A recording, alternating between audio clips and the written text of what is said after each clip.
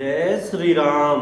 रावण का जो दूत था सुक, वह रावण से कहता है कि हे नाथ, अभिमानी स्वभाव को छोड़कर इस पत्र में लिखी जो लक्ष्मण जी ने पत्रिका उस दूत को दी थी, उसी के लिए वह कह रहा है कि इस पत्र में लिखी सब बातों को सत्य समझिए, क्रोध छोड़कर मेरा वचन सुनिए। हे नाथ, श्री राम जी से वैर त्याग दीजिए।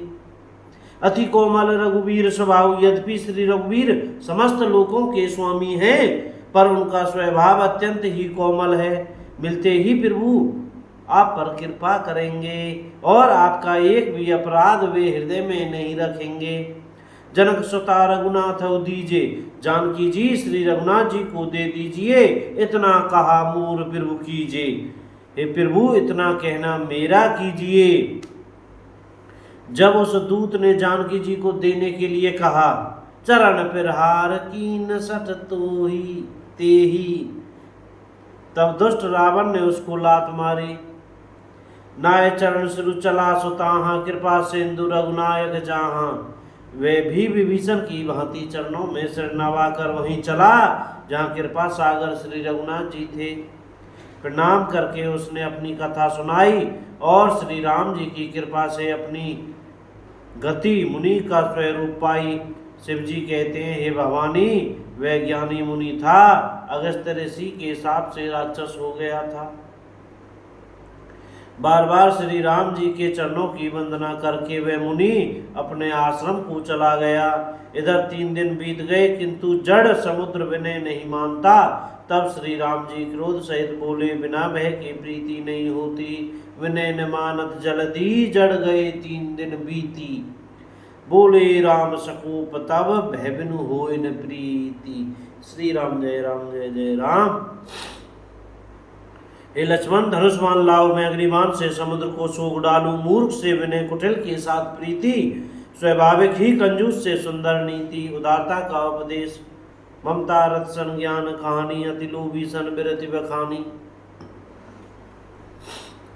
ममता में फंसे हुए मनुष्य से ज्ञान की कथा, अत्यंत लोभी से वैराग्य का वर्णन, क्रोधी से सम शांति की बात और कामी से भगवान की कथा। इनका वैसा ही फल होता है जैसे ऊसर में बीज बोने से होता है, अर्थात ऊसर में बीज बोने की भांति यह सब व्यर्थ जाता है। अस कही रघुपति चाप चढ़ावा, यह मत लक्ष्मण के मन भावा। ऐसा कहकर श्री रघुनाथ जी ने धनुष चढ़ाया। यह मत लक्ष्मण जी के मन को बहुत अच्छा लगा। प्रभु ने भयानक अग्निबाण संधान किया, जिससे समुद्र के हृदय के अंदर अग्नि की ज्वाला उठी। मकर उरग जस घन कुलाने, जरत जंतु जल निधि जब जाने। मगर सांप तथा मछलियों के समूह व्याकुल हो गए। जब समुद्र ने जीवों को जलते जाना, तब सोने के थाल में अनेक मणियों रत्नों को भरकर अभिमान छोड़कर वह ब्राह्मण के रूप में आया। कनक थार भरी मणिगण नाना, विप्र रूप आयो तजिमाना। और काटई पई कदरी फरई, कोटि जतन को सींच, विनय न मान खगेश सुनी, डाटई पई नवनीच। श्री राम जय राम जय जय राम। कागभूषणी जी कहते हैं, हे गरुड़ जी सुनिए, चाहे कोई करोड़ों पाए करके सींचे, पर केला तो काटने पर ही फल देता है। नीच विनय से नहीं मानता, वह डांटने पर ही झुकता है, रास्ते पर आता है। सबे सिंधु गई पद प्रभु केरे, क्षमऊ नाथ सब अवगुण मेरे। गगन समीर अनल जल धरणी, इन कई नाथ सहज जड़ करणी। समुद्र ने भयभीत होकर प्रभु के चरण पकड़कर कहा, हे नाथ, मेरे सब अवगुण दोष क्षमा कीजिए। हे नाथ, आकाश वायु अग्नि जल और पृथ्वी, इन सब की करनी स्वभाव से ही जड़ है।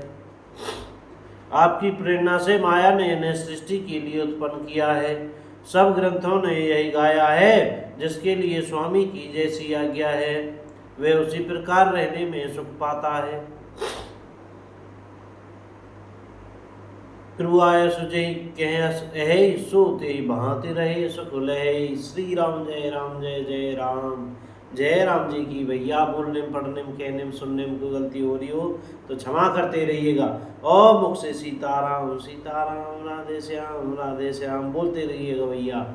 जय राम जी की। बोलो राजा रामचंद्र की जय हो। चमेली वन धाम की जय। श्री हनुमान जी महाराज की जय। जय जय श्री सीताराम। जय बजरंग।